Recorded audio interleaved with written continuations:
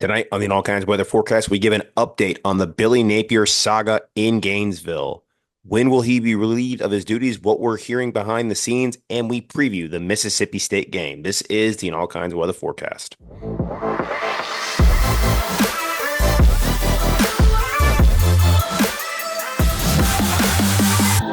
And welcome in to another episode of the All Kinds of Weather Forecast. I am your host, Chris Yanes, alongside my co-host, Neil Schulman, here in the heart of Gator Nation, a Gator Nation waiting to know when Billy Napier will no longer be the head football coach. Will Mississippi State be his last game as the Gators head football coach? And of course, we're going to preview that game tonight and give our predictions.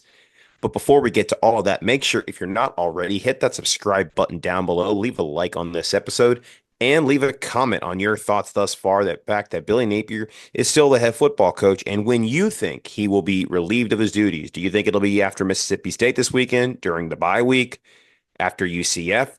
Name the game, let us know. Maybe we'll announce some of the winners here on this episode of Who Guessed It Just Right. And of course, the All Kinds of Weather Forecast is proudly sponsored by 401k Generation, the wealth management company that helps you invest today for your future tomorrow. Their team of advisors is committed to providing guidance and education for your 401k plan and its participants. And they also offer a range of enrollment solutions tailored to meet the unique needs of your company's 401k plan. Whether it's saving for your child's college, investment advice, or even your retirement, 401k Generation's team of advisors makes getting to know you their top priority. Their advisors will tailor a path to assist you in navigating life's financial milestones and reaching your financial goals. 401k Generation, building stronger futures, one generation at a time. For more information, contact them at 866-998-5879 or visit their website at 401kgeneration.com. Shout out 401k Generation. Shout out Eddie Rojas. Hopefully we can get a good coach that Eddie will be proud of and happy here at the University of Florida in no time. So Neil, I think we got to lead off with that. I think fans are going to start sensing a theme here with our shows, in that we are going to give our analytics of the games that we're going to preview. We're going to recap games and give our analysis of that. But we're in the middle of a coaching saga here at the University of Florida, and I think fans want to hear about that. They want to hear the latest of where that saga is at, and when that saga does come to an end for the coach, what's next. So I think tonight, a couple things we'll focus on is, why Billy Napier is still here as the head football coach, despite the fact that the team has started 1-2 and looked absolutely embarrassing in two of those games. What the timeline could be for his departure at the University of Florida, what we're hearing right now, and what that will look like when he's departed from the University of Florida.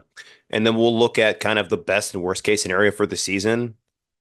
And then we'll preview the Mississippi State game. We'll get to that at the very end. But so as of this time, Billy Napier is still the head football coach. He had his press conference on Monday. He was asked if he's been, told that he maybe his job is in jeopardy. He said no. Of course, I think that's coach talk. That's coach speak. I think he knows what the situation is here at the University of Florida. He fully believes that he has a chance to salvage this whole thing and get a fourth year. Doubt. Insert meme there. I think that Billy Napier right now is probably coaching his last game. I'm going to go out on a line and say it. I think this is the final game of the Billy Napier era, because we'll talk about our predictions later, but whether the Gators win or lose, I think that the board of trustees, the boosters, are out on Billy Napier. Now, of course, the board of trustees cannot fire Billy Napier. Scott Strickland right now is the only person that can fire Billy Napier. Of course, the board of trustees could move on Scott Strickland, but we all know how the inner workings of the University of Florida work here. So, Neil, what are your thoughts right now as we head into another game Saturday? We have a bye week. Where we're at with the saga of Billy Napier? Well, first, there's just complete unbridled disdain and disgust for the UAA. And that's not every single person that works there. I mean, technically, the creative team, the janitors, the accountants, obviously they have nothing to do with this. Like people like Ben Chase, who's employed by the UAA, they have nothing to do with this. So when we say the UAA, we're really only talking about the higher up people. Scott Strickland obviously is the main target, but also talking about people like Mike Spiegler and Chip Howard. And then by proxy, we're talking about Maury Hosseini, who's the chairman of the board at the University of Florida. So when we say the UAA, we really primarily mean those people. We used to mean Linda Teeler before she was sort of told to peace out. But thankfully, she's no longer here. But obviously, the problems are very much remaining behind, even in her absence. So just wanted to clear that up before we said anything else. Second, the short answer to the question of why Billy Napier remains on staff at the University of Florida right now is because of what I just talked about, the UAA being completely incompetent and never even bothering to consider the possibility that Napier might not be a good coach. So as a result, they were completely blindsided by the results that have left Billy Napier on the chopping block to begin with. Now, the longer answer is more complex. There are a lot of legal hoops to jump through. First and foremost, if Florida does, I can stop saying if, I'll say when Florida drops the guillotine, the interim coach has to be selected, which is a process in its own right. I'm hearing that it would be Dan Anos, but that's not exactly an upgrade. If you remember, Anos was the Arkansas offensive coordinator last year that got fired the week before Florida faced them, and that was because his team lost a game 7-3. So that's not good. Also, there's no one really else that gives you appreciably more confidence on that staff in an interim basis. I mean, the name that I first thought of. And it would not be ideal by any means, but just because this is such a nightmare and you need something, the name that I thought of that other people thought of as well, Steve Spurrier, if he really had any interest in being the interim guy at Florida, he would have already done it. That would have already been in place because he is a Gator. He owns a restaurant in Gainesville. His feet are in Gainesville right now. If he had any interest, if the physical health was there for him, that would have already been done. And there is a precedent for that, although it's mostly just for bowl games. Like Barry Alvarez did it once for Wisconsin, Bob Stoops did it once for Oklahoma. So it's not completely unprecedented to see a former coach stepped into a more behind the scenes administrative role at the university, step back into the coaching role for a game or two, but not for 9 games, not for 8 games. And Spurrier, like I said, I just don't think he's interested in it. So this is just a mess. It's one that's not going to get any better anytime soon. Eventually it will, but we're going to have to ride this out for a few months and just deal with it for the rest of the season. Yeah, the people have to realize that this is going to get a whole lot worse before it gets better, more likely than not. I mean, y- let's say, for example, this is the final game of Billy Napier's tenure this weekend. I think it is the most logical time to actually make the move, and I think the decision has already been made.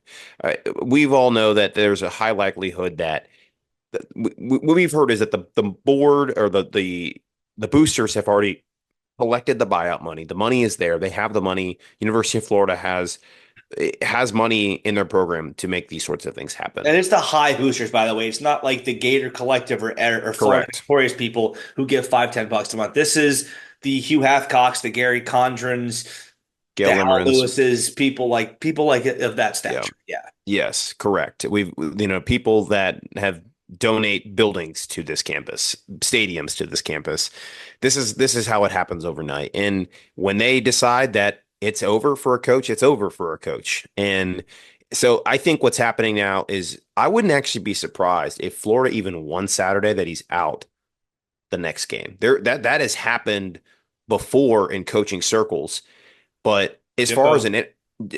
Jimbo Fisher, correct. Jimbo Fisher won the year that he was fired to beat Mississippi State, still was fired later that week. I think that it's over, but who becomes the interim? And I have heard Dan Anos as well, but I also wouldn't be surprised if maybe we go a little bit outside the box here. I think what University of Florida needs right now, their fans need some passion. Their fans need somebody in that role that understands us. And there are two names that come to mind, actually. Both played linebacker at the University of Florida. Both won national championships at the University of Florida. One is currently an on-field coach, and one is currently in the offices. You have Brandon Spike sitting and it sits in the Gator football facility, works with the Gator Made Foundation, and now, I think it would be more of a figurehead role, similar to what Cadillac Williams provided for Auburn before Hugh Freeze stepped in. That's also why maybe if you don't want to have somebody that's not on the staff take that role, maybe you elevate somebody like Mike Peterson, who played for the Gators in the mid 1990s, won a national championship in 1996, has been a very good recruiter for this staff. He could reassure the recruits currently committed to this school and their families, hold tight. He also, as by virtue of the fact that he's an alumni, could audition to stay on the staff for the next hire, similar to what happened to Cadillac Williams. Cadillac Williams was elevated to associate head coach. He was only the running backs coach before that elevation. And I mean, we're not expecting him to even get us to a bowl game.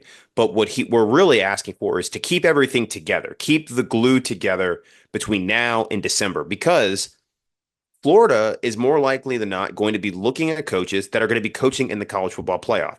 And with an expanded college football playoff field, if a coach conceivably that we're hiring coaches in the national championship game, the latest we'd get them is January 20th. And I don't know about all of you, but the calendar is early signing day is a month before now.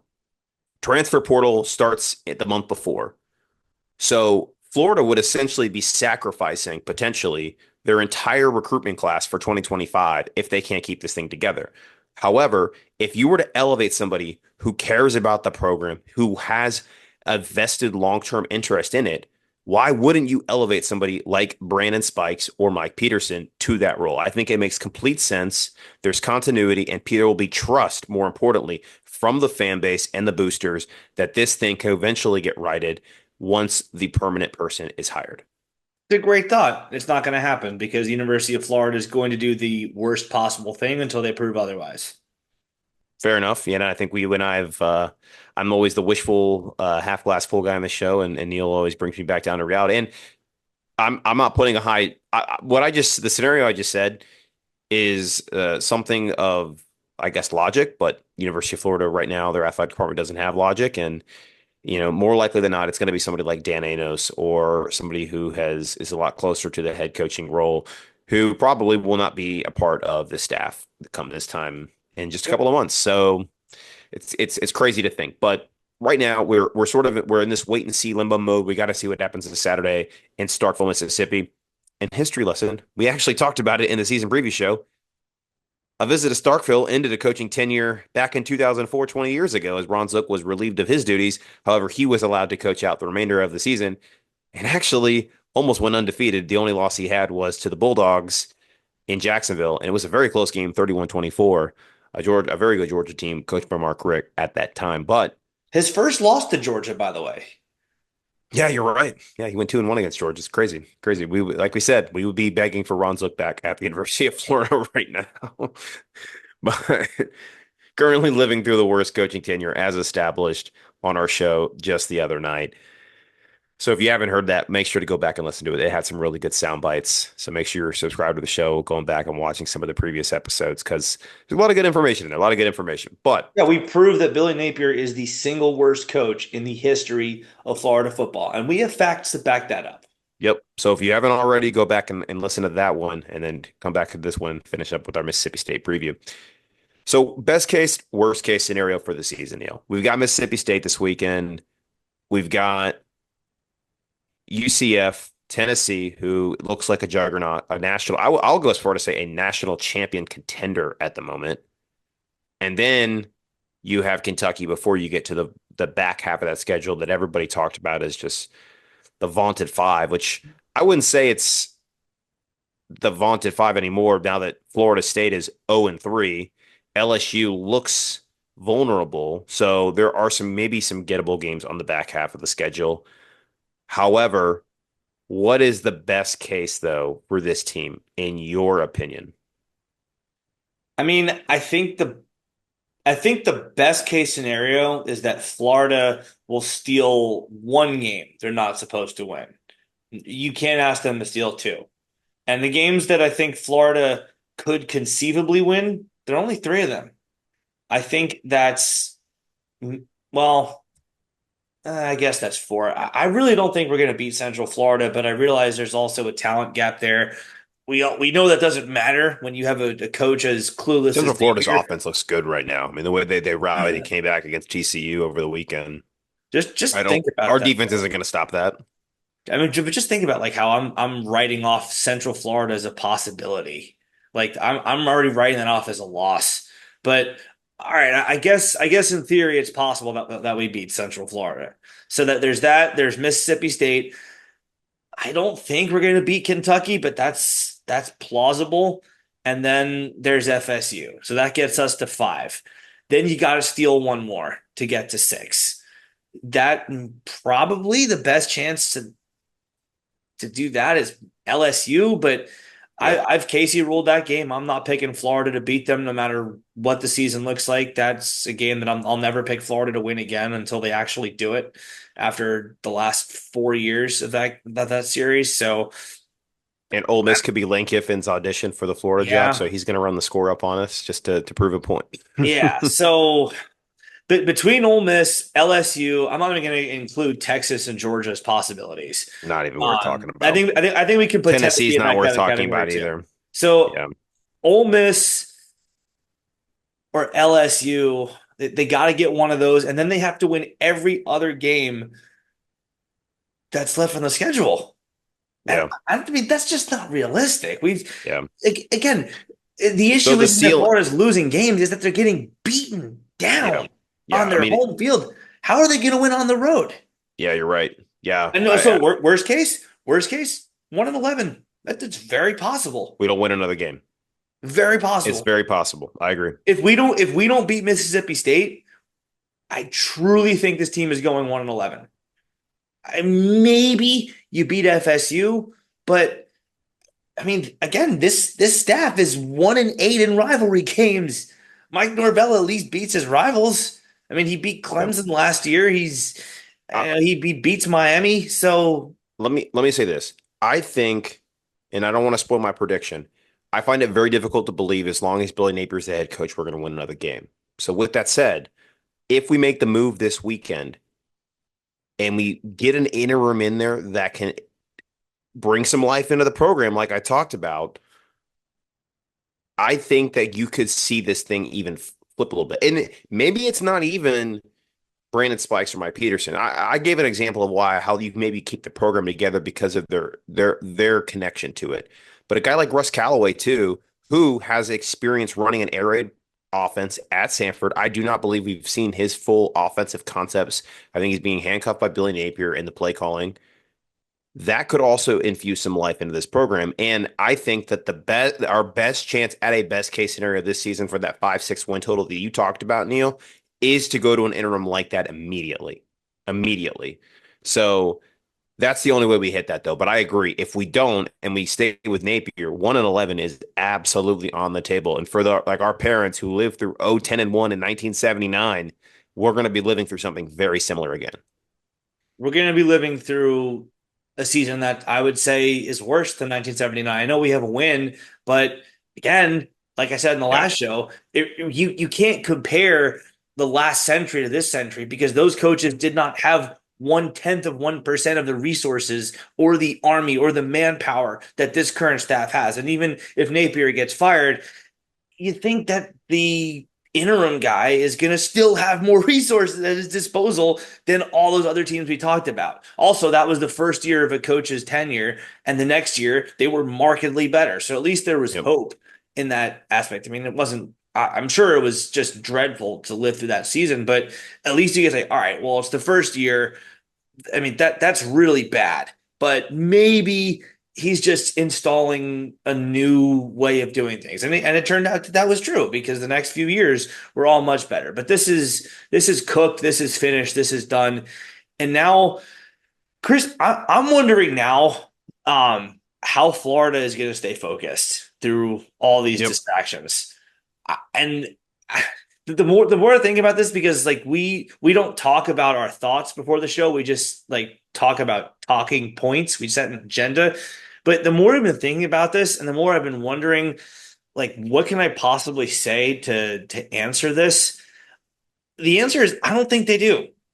I don't think they do beat up or beat the distractions. I don't think that they're able to stay focused throughout all this. We keep it respectful, but we keep it real on this show. That means that I have zero issues with being morbidly honest. I think we're about to see this team quit like we've never seen a team quit before, as in completely shut down the operation. We think South Carolina in 2021 was bad. We think 2017 Missouri was bad. I think it's going to get a whole lot worse. Now, obviously, I'm going to protect my sources here. But let's just say it's not particularly fun to be in that locker room right now. There are some rifts going on behind the scenes. It is just an all-time ugly scene right now. So the fairy tale answer, well, those guys are going to magically come together and shut out the outside noise and just band together and miraculously turn things around. Probably the mainstream or layman or PC thing to say is, well, how is this possible? I wonder. Let's talk about it. What can they do to turn things around? How can this team block out the noise? How can they shut off the distractions or shut out the distractions and pull off a miracle and run off a bunch of wins? The reality is it's just not going to happen because this is not a fairy tale. This is a nightmare of a season, and the nightmare has only just begun. And I'll say one more thing. It's not all the players. There truly are some individual players who are doing the right things in those locker rooms. That are grinding every day. They're putting the work in. They're being good teammates. So to be very, very clear, it's not all the players who've checked out, but it's a lot of it. And if you really think that this team is capable of banding together and blocking out the outside noise, I think our friends at High Top have an expression called the Disney Gators. If you're one of those, oh boy, you're in for a really bad time. Let me put it this way: if you really think that this team is capable of banding together and blocking out the outside noise, you should probably know that I know more about Florida's coaching search than the players do. That's a really, really bad sign. These guys are finding stuff out on Twitter, oftentimes after you and I hear stuff. That is so not good. Think about it. I mean, because they're not stupid, right? They know their coach is in grave danger of losing his job, and they're 18 to 22-year-old kids, and they know nothing about the future of the guy who brought them here. In most cases, Napier brought the guys here. Good luck getting those guys to block out the distractions. So this is only going to get worse, possibly much, much, much worse. And if you haven't already done so, it's probably a good idea to just prepare yourself for the worst season of Gator football in your lifetime. Yeah, no, I agree. I think that you're talking about the human element here. It's really difficult to block out the noise. And once the dam is broken, even when there's some leaks, there's no stopping it. You can try to plug the holes, but eventually the dam will break. And I think we're kind of at that point where the dam is about to break and there's too much leaking out into the open. You're right, Neil. The players are starting to check out. There's some reports that they're already skipping meetings. Some of them aren't coming to practice. It's getting bad, and those are the signs that you have a team about to quit. And of course, you have a rift between younger players who would rather see you just go full fledged into DJ Lagway and let him take over the team. They witnessed on Saturday a coach who, regardless of the outcome of a drive and who was playing better, just actually went back and forth no matter what the outcome was between the two quarterbacks, which alienates probably the older players who they are behind Graham Mertz, who they witnessed play better than DJ Lagway. We'll just call a spade from a statistical standpoint, from comfortability in the offense, moving the ball down the field. Mertz played better. Lagway, of course, we all know has the much higher ceiling, and that's why I think a lot of younger guys and a lot of fans still want to see him play more. But it's going to be difficult to. That's why I think that Florida has to make this move after the game, no matter if they win or lose on Saturday, because Mississippi State is by far probably the easiest FBS opponent they have left on the schedule. After that, it gets incredibly difficult. They have a date with Tennessee in less than a month. Tennessee is a top five team. They were up 65 nothing at halftime against Kent State. Florida, that'll be a bloodbath. And if you don't make a move by that point, it's going to get really ugly. Now, I have a strong inclination, and I keep saying this, that I think this is his last game. I just do. I think it's his last game. We'll talk about it post Mississippi State, what all that means if it does come to fruition. But the way you keep this locker room together is you just go ahead and make the move against Napier. And You hire the guy that the locker room can rally around and listen to. The glue. Keep the team, keep the program together until we have the cavalry come in December when we make the hire. That's what we have to do here. We are not hiring a head coach until late November, early December at the earliest. And even then, that coach is very likely going to be coaching in the playoffs. So we have to be prepared for the long haul here. So, which is why I can't stress this enough to minimize distractions and to keep this team from outright absolutely quitting and walking out of that building.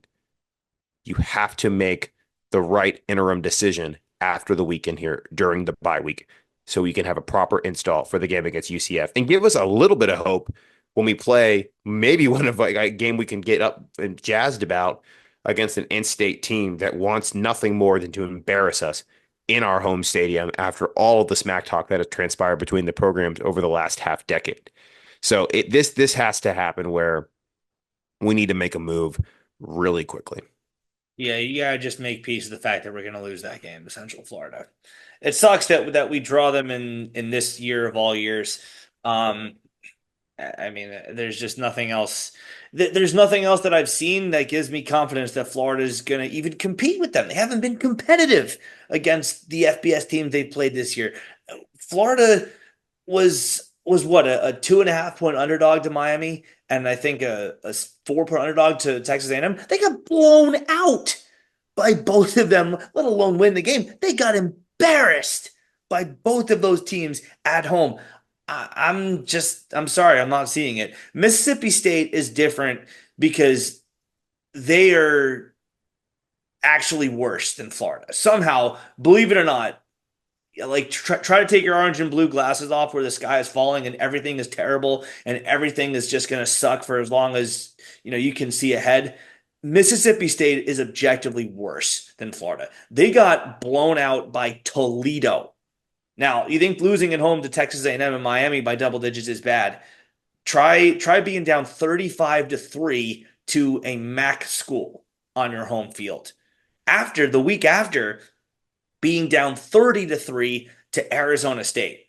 So, I mean, trying to tie together a couple of different talking points we had earlier in this pod, Chris. This is it, and you can talk whenever you want to make that move and drop the axe on Napier. If you're going to have any semblance of momentum for whoever the interim coach is, or if it's Napier finishing out the year, which I don't see happening. But regardless, you have to win this game. I don't want to call it a must win because like the season's already shot and that feels intellectually dishonest. But if you want to have even a 5% chance at making a bowl game, you have to win this game. Yeah, no, we do. So with that, let's get into Mississippi State. Let's talk about the Bulldogs. Jeff Lebby is in his first season as the Mississippi State coach. You alluded to their early season results here. They thrashed Eastern Kentucky 56-7, much like Florida thrashed Stanford 45-7 earlier in the season. Then they went on the road the week after. We're down 30-3, rallied, scored 20 points late in the game to make the score look much more respectable, only lost by a touchdown, but then proceeded to return home and get trounced 41-17 to Toledo. Now, looking in a deeper dive inside what Mississippi State has been dealing with this year, their total defense right now is 94th in the country, averaging 388 yards given up a game. To compare that to Florida, they're 106th in the country with 407, albeit Florida has played Texas A&M and Miami. Much more difficult schedule thus far, but defenses have been just as bad. Their offense, a little bit worse than Florida, averaging 375 yards a game to Florida's 398. Of course, Florida's is a lot more inflated because of the Florida's output in that Stanford game with over 600 yards of offense. They only had 261 total yards against Miami, and against Texas A&M, they had only 301 yards. So against FBS opponents, Florida is barely getting over 300 yards, not even really in some cases. So looking at that, I really don't think you could give Florida an advantage even in that category. Mississippi State is markedly better on third down conversions at 40% to Florida's almost worst in the FBS at 120th with 28%. Third down defense, these teams are just about the same, both about 42% given up on third down conversions. And these teams are 21 spots behind each other in rushing defense. Florida 101st, Mississippi State 122nd.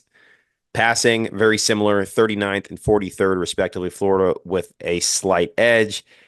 And Mississippi State has a slightly better turnover margin, where Florida is ranked 117th to Mississippi State's 86th. So suffice it to say, these teams are bad, Neil.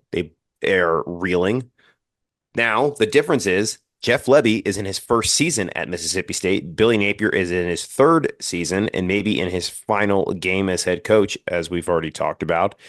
So the programs are at much different points. It's somewhat acceptable for a program like Mississippi State in a first year where their roster was absolutely decimated and gutted by the transfer portal, that they would be starting over and having difficulties early on in the season. Whereas Florida right now, a roster fully recruited by Billy Napier at this point, put together in his image, is not performing. So that's really what we're looking at here is if can the Gators, who definitely have a much higher talent profile than Mississippi State, rise to the occasion and beat this team? And, I don't know how much more you want to offer onto that, Neil, about analysis of Mississippi State, but that's pretty much it. Well, I mean, we talked about how we didn't know what Connor Wegman, or since he didn't play, his backup Marcel Reed would be as a thrower against Florida. We also talked about how we didn't know what Cam Ward would do as a passer against Florida, and they both lit us up. Marcel Reed more on the ground, but also took advantage of some busts. I hate to make this about one player, and you know what? I won't even make it about one player. It was just a horrid defense that Florida had. But again, you have to take the orange and blue glasses off and consider the opponent. The sky is falling. It is an awful situation in Gainesville right now. I just think it's worse, objectively speaking, for Mississippi State. Blake Shapen has a lot of problems as a passer. They don't have a good offensive line. They don't have good skill position guys, really. And they don't have a good defense at all. Florida is more talented. Florida is more experienced. And for all the litany of nightmares, of many nightmares within the larger nightmare of this overall program, like, for example, the secondary is its own special nightmare. I don't want to call out individual players, like I said, but there's a lot of bad game tape from a certain safety transfer. We all know who I'm talking about. I'm sorry, but keep it respectful, keep it real. It's bad game tape. It's just really, really bad game tape. Can Blake Shapen take advantage of that? Is that going to create a bust where the receiver has to just simply catch a football and not fall down and walk into the end zone? Because Texas A&M did that. Marcel Reed was able to do that a couple times against us. Mississippi State's defense also does that a good bit itself. So this is, I think, like I said before the A&M game, there are some games where teams just win the game, where the better team goes out and makes the plays to win it. And then there are games where the worst teams, the better loser, goes out and makes the bad plays to lose the game. I think this game is going to be the latter because these are two really, really bad football teams. Yeah, and Blake Shippen, to his credit, is at a 70% completion percentage for the season. Oh, but You know, watch the game tape, man. yeah, no, I get it, but I mean, he is putting the numbers up where he is exploiting defenses at times. And look, I agree with you. He's not the top of the crop for SEC quarterbacks. He's by far the worst FBS quarterback we're going to have faced this season. But like you said, I've also watched the game tape, Neil, and you alluded to the safety play. You alluded to the corner play. Also, I'm going to allude to the fact we still cannot generate a pass rush now, 3 years into a coaching tenure after, you know, loads of recruits through the high school and transfer portal. That's my concern is that they're even though they have a bad offensive line, we haven't proven that we could even exploit the worst offensive lines. So right now, going on the road where you're going to actually have the crowd against you, it's going to potentially be even worse. And it could also spell other problems. Florida has been a heavily penalized team thus far this season. outside of the Miami game. But against Texas A&M, against Sanford, they had a lot of procedural penalties. They had a lot of, boneheaded personal foul penalties outside of the targeting that was not targeting on Tre'Keezy Bridges, who, by the way, may be the best safety actually on the team right now, the way what he's playing. I love a guy that can go across the middle and is not afraid to throw his body out there like he did on that play. And we'll only have him for half the game. And only had him for half the, yeah, exactly, because of the suspension that ensues when that penalty happens. God, that's such a dumb rule. We got to get rid of it. There's got to be something dumb about that one. You But got to make targeting a two-level foul like flagrants are in the NBA. I Like agree. like there's the one where you're just trying to make a football play, and then there's the one where it's clearly egregious and there's no judgment involved. It is obvious beyond obvious that you're trying to make a dirty play. That should come with a suspension. Just making a football play like Jaquezi Bridges, all right, give him a penalty and I then don't even say, think that should be called a penalty because like what it did is it negated the fact that I we had them know, so backed up, like we yeah, would have got a big defensive stop there. They scored yeah, a touchdown on that drive. yeah. I Well, get it, we but digress. yeah. Well, hey, that's more interesting than talking about the football on the field these days for the Gators, isn't it? It was honestly that's probably one of the highlights of our game. Yeah, the penalty that got one of our better players ejected. Yep. But as far as Mississippi State goes, we'll get into it here in a second, but these are two bad teams. These are two bad teams that are reeling right now. Florida, I think the big question is too, like who do they ride? It appears they're going to continue with this two quarterback system for whatever reason. I just for the life of me do not understand. I beg, beg, beg Billy Napier, please give us one last parting gift here. Like let DJ Lagway or Graham Mertz just play the game. I mean, like let's get in a rhythm offensively because it's killing us right now. I do think it really affected us in that game against Texas and for not to be able to get in a consistent rhythm. Because we have some really good receivers. Elijah Badger now leading the team with 260 yards on the season. Eugene Wilson, 191. We don't know his status for this game, but if he plays, certainly we know what he can do. Chimere Dike has been a really nice surprise out of the transfer portal as well, both on the offensive side and special teams in the return game. Montrell Johnson still looks the part as an SEC running back, averaging 5 yards a carry, despite the fact his offensive line is not very good at blocking. I mean, and then DJ Lagway, like we said, this is a game where I think DJ Lagway playing against a much more inferior defense could showcase some of the skill set that he highlighted in the Samford game against a more inferior opponent. I know he has struggled this year, but he is making the right reads more often than not. It's technical things that he has to start honing in on in his game, especially his footwork. I think that's one of the biggest things is his footwork, and that's something he's going to have to work on from the rest of this year and into year two. Hopefully, in our program, of course, maybe with a guy like Lane Kiffin, who's coached plenty of quarterbacks in the past. But if anything, what I'm looking for from our team is like let's utilize our skill players because this is a game where we should be able to highlight them. Yeah, this is the only game left on the schedule in which you can say Florida is definitively, provably better than the opponent, both in talent wise and just in terms of overall team wise, because Florida is a broken team right now. Mississippi State is what did you call it in the last show? A demolition site, a Oh, I, well, I, demolition job. We well, were talking about oh yeah, well, deconstructing. I referred to Florida's next rebuild as a full-on Yeah. demolition. So that's what happened to Mississippi State before Jeff Lebby came in and took the job. And he's putting literal just blocks on top of each other. I don't want to use the Butch Jones phrase, but he's just literally stacking blocks on top of each other right now. So in what a boxing match this is. What a true main event showcase we've got here. In one corner, we've got a completely broken football team, and in the other corner, we have got the embryonic stages of a complete rebuild following a demolition. Who wins that? Well, we're going to get into the keys in a moment. We're going to talk about our predictions in a moment, but suffice to say, one team has a good offensive mind calling the plays, and the other team does not. Advantage, Uh, good coach. yes, and for those wondering, that's Mississippi State. I don't think I needed to say that, but just to clear the air. Jeff Lebby, better offensive mind, certainly proved his worth at a school like Ole Miss under a certain head coach named Lane Kiffin. All Yeah, right, I mean so he's been rumored to be a head coach for a couple of years now. So this is his first stop, but he was generally regarded as one of the brilliant offensive minds as an offensive coordinator. So that's why he was a hot commodity. Like Billy Napier was the hot commodity because of his recruiting ability, which he has shown kind of in spurts. He was never hailed as the offensive genius. Levy Right. was the hot commodity because of his offensive brain power.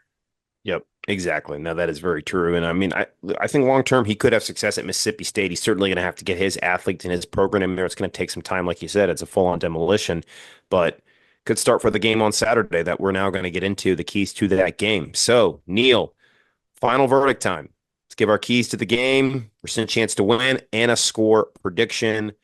I'll get my pen and paper ready to write this down, and I'll make sure it's legible this time. Yeah. Key to the game number one, Florida, for the love of God, generate some semblance of a pass rush for once, please. Just God, I mean, pressure Blake Shapen even sometimes make him make a bad decision because this secondary of Florida is really bad, especially without one of its starting players now after the targeting call last week on Chikwueze Bridges. So now it's honestly, you know what? I'm gonna take this time to say something positive. I've been pretty bleak this whole show, but let's shout out Jason Marshall, Mister What Can I Possibly Do Here last year. Had a fantastic game against Texas A&M. He was He's had a good 3 games, honestly. He's played yeah very he's graded out as one of the highest corners each week, and this week was graded out as PFF's highest graded SEC cornerback, believe it or not. and we were talking throughout the game too. Like, wait, who is that? Is that three? Is that that's Marshall on the coverage, isn't it? Look at that. Jason Marshall having a good game. But no, he was phenomenal against Yeah. A&M. One of the very few bright spots in an otherwise horrible day. One of the But few guys that'll probably get drafted this year in the yeah, NFL draft if he continues to put that on tape. which is probably still going to be more based on potential than any draft or game tape he's shown. But if he puts enough tape like that on there, maybe he does sneak into not going to be a first round pick, but maybe he sneaks into day two, like the end of the third round. Maybe it's possible. Yep. But point is, aside from him, this secondary has just been awful for Florida. And you can't trust them. You can't really trust any secondary to cover for more than 8 seconds, let alone this one. Let's not make them have to cover for 4 or 5 by applying some pressure. Cam Jackson, Joey Slackman, TJ Searcy, let's go. Let's see what you guys are made of. This is a game in which you should win more of your one-on-one reps than the last couple games. Slackman was not 100% last couple weeks, but let's see what you got, man. This is it. You got to show up this time. And he's a friend of mine. I say that as someone who knows him off the field and likes him very much, but this is what we say: keep it respectful, but keep it real. You got to make some plays here. Key number two is got to establish a rhythm at quarterback for Florida. Whoever it is has to show up and has to show out, make good decisions. And this can't be the game where DJ Lagway is going to have those freshman mistakes. This can't be the game where Graham Mertz decides to not be on the same page with his receivers like he was pretty much against Miami. Whoever it is, or even if you use the platoon system, the quarterback play for Florida has to be very good because if you're going to start talking about the home field advantage finally not being on Florida's side and the cowbells that get really loud there and not being able to hear signals, you're going to need that cool, calm, collected presence behind quarterback, which is going to have a lot to do with the quarterback play overall. So let's not get rattled. Let's make some good decisions, good throws, and not force anything. And then the third key I think we can use this for pretty much every game, but turnovers. Florida would really be doing itself favors if they forced some turnovers and gave their offense some short fields, especially on plus side of the fields. So, yeah, pass rush, quarterback play, turnovers. Like it. All right. So my keys to the game, let's get a fast start. I think anytime you play on the road, you got to get a fast start. I'd love to see the Gators take their opening position and score with it. They've yet to do that this season. So let's make that happen this time around. The other thing I'm going to mention is pressure. You got to get pressure on the quarterback. That's the source of our problem right now with our defensive backs. They're making mistakes on their own end too with coverage bust and poor technique, but also the fact that quarterbacks are being able to just basically go back there and bake a pizza every other pass. nobody's going to be able to cover for that long a period of time. So you got to generate a pass rush.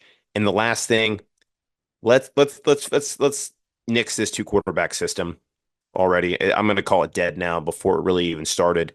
Nix the two quarterback system. Ride with the hot hand, whoever that is. Ride with them. I don't care if it's Lagway. I don't care if it's Merce. Ride with them.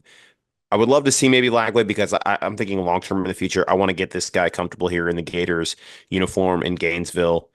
I would love to see him play the rest of the season, maybe as a starter, as the future, because he has a lot more to prove in his career, a much higher ceiling, hopefully. Whereas Graham Mertz, he's been in the playing college football now for 6 years. He is what he is at this point, and we've got to think about the future of our program in the process. So, Neil, percent chance to win and a score prediction. I'm going to give the Gators a 45% chance to win this game. We got to show them. We can't just, isn't that the thing? So we don't. Okay, fair. Okay, fair enough. Just so the fans know, this line opened at Florida 5.5. It has ballooned up to 6 now. Florida is still the favorite. Over under 58.5, and ESPN FPI gives a 52.7% chance for the Gators to win the game. Neil, your score prediction. Woof. All right. Here we go for me.